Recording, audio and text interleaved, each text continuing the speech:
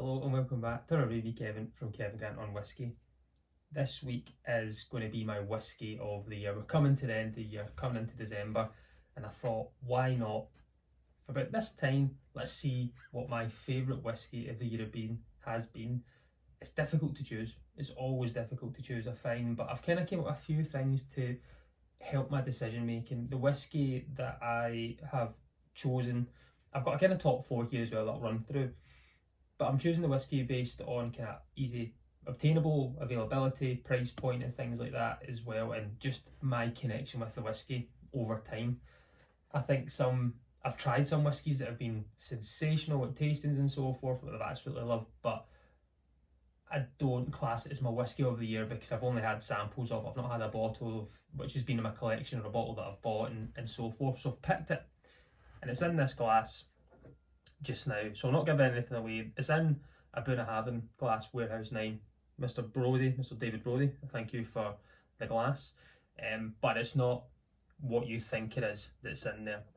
So I'm going to go through my top four that are there. It's kind of in no particular order bar number one, which is my whisky of the year. So as I says, we're going to kind of go through kind of price point of things and how it's developed or changed over the time throughout the year, and then the story of how I've came to my decision of making this my favourite whisky of 2023. So I'm going to start with this one here. So fourth place, as I say, they're not in any particular order bar. Number one is the Craigellachie 13-year-old. I have really enjoyed this. I've enjoyed this for kind of years and years. Independent bottles of Craigellachie I've really enjoyed, and I kind of just kept away from the standard bottlings of the 13. Finally got a bottle not so long ago and it's just been great from the first pour. I know I'm just below the shoulder, but this is an easy sipper to go for. A little bit of bourbon, a little bit of sherry. Price point is kind of friendly. I think it sits at about the £60 mark or so, and it just hits everything that I kind of look for in a whisky that I really enjoy. Slightly sherried, slight bourbon notes. It's got just a phenomenal mouthfeel to it as well, is what is kind of major for me. So the Craigellachie 13-year-old has just been great. It's spaced out, it's got like kind of softer notes, it still uses worm tubs, kind of older methods in how they produce their whisky. So this has been in my top four, we'll call it. We'll not say it's a fourth, but it's in my top four. I'm just kind of picking at random here. I'm going to go on to another whisky which I've really enjoyed, and I remember trying this. So this is the Golden Cask. This is a cask strength Ben Nevis 9-year-old from a single cask. This was bought, I think kind of summertime, maybe around about summertime, maybe just before, and I've not enough kind of got through this. Ben Nevis, I really enjoy. I think it's quite different and quirky. It's just got an amazing nose, a bit of funk to it. It's an independent bottle, single cask. It's got everything there. It's a single cask bourbon. So the colour of that you might think is the same as theirs. You might be leading to where I'm going from it. But Highland whisky, Ben Nevis is starting to be kind of more forefront again, which is great since the laws have changed in Japan slightly. So Ben Nevis used to send but 80% of their new make spirit would go to Japan, and that's how they would age whisky there, and only 20% would be kind of left for the rest of the world from Ben Nevis, so you didn't really see it as much. I've always enjoyed it. This was great. I tried this, I think it was, it might have been in the Slainte in Edinburgh at some point. I thought I had to get a bottle, and I remember going into Royal Mail Whiskies and picking this up, and I think again this was like £60 that I paid. Yes, it's 9 years old, it's 62.1%, but it's single cask, Ben Nevis, full bourbon maturation, and it just hit the spots for me. I really enjoyed it, and it's one, as you can see, I've actually given a few samples of this out as well because I've enjoyed it, because not many people get to try single cask Ben Nevis. Again, Craigellachie 13 is a bit more obtainable. I've got a bit more, so it's kind of been a bit more selfish for me in it. I can just smell this whisky just now. So go on to the next one.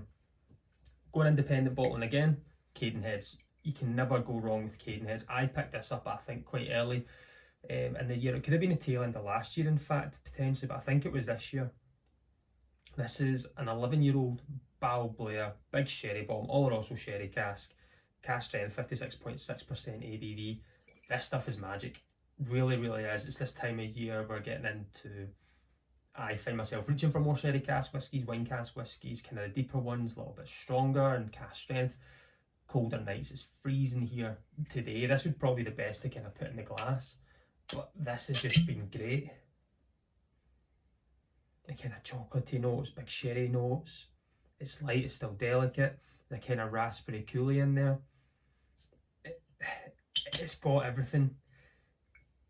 I've never ever had a bad Cadenheads before. I've not had much in Balblair. I think I've got a Balblair 12-year-old, which I really did enjoy. I got that last year, 2 years ago, and I've still got some in the other room.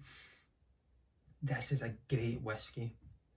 Again, we're looking at, I think this was, that might have been 50 or 55 from Edinburgh was in Cadenheads. I remember walking in and I was actually looking for something else and I got to try a sample of it at the time and I thought I really, really enjoyed it. Bought the bottle and it's been great, and it's kind of, I'll be quite sad when this is finished and goes, and I've not got an awful lot left in there, but it's magic. These are all brilliant whiskies. There's absolutely that, and this is what makes it so difficult, because it's the connection of them every time that I'm going to visit the dram and go for it, and what am I reaching for more. And as you can see, the differences in the fill levels of them, right, how they're going down and down. We're going to get on to my whiskey of the year, which I've actually got in the glass just now. I've not taken anything, I've not given anything away. You might think a wee red herring in the glass. I just picked this glass, it was the first one that was there, in my Capita, and I really enjoy a Capita glass as well, and a Glencairn, but today I thought let's go for a Capita. And this stuff is great. My whiskey of the year of 2023 is the Bladnoch Leora. This has been absolutely phenomenal from start to finish, and as you can see, I've got a dram left in it, which is really quite sad. 52.2% ABV. This is non-chill filter. It was a bourbon cask and finished in virgin oak. And I remember trying this at the tail end of last year in the Amber Bar in Edinburgh, which is just below the Whisky Experience in the top of the Royal Mile. Never had much Bladnoch before, and I just remember having the dram with my mate Baz and thinking, this is magic, and I absolutely love this. Hummed and hawed, and I think it was maybe in February, March time I picked this up this year, and this is what I've got left. This is one I've found it so easy to reach for the ABV. It doesn't come through that way. From the quality of bourbon cask matured whiskey, this is lowland style whiskey. It's just got everything. It's zesty, it's really buttery, it's got soft tropical notes to it. It just hit every single spot, and from the very first pour from this bottle, it hasn't changed. Nothing has really changed. And in fairness, just now I've not had a dram of this for a while, because I don't know if anyone else is like me. You've got a little bit left in your bottle and there's just attachment issues. It's hard to get rid of it because I've enjoyed it so much. But this is kind of readily available. Again, I think this was slightly more than what I paid. I think this was in the 60 to 65 bracket. This is the kind of more expensive that I paid for a bottle, which is fine for the quality of what we've got. It's no age statement. I'm not too fussed on age statements on whiskies. I think the quality shines through. I'm fine with that. But this is still tropical. It's still light. There's a bit of like white grape in there, melon. I see there's just a soft butter in there as well. Light wood, sugar water, a kind of flat lemonade. It's just like, or a flat champagne. It's got everything in there. I just love nose that I sit with this for ages and I just nose it. It's very oily. The mouth feels great, and I just reach for it more than the others. So when I redram, see if it's still the same. Hopefully it does. If not, we'll just rejig the order, right? So Slainte, everyone.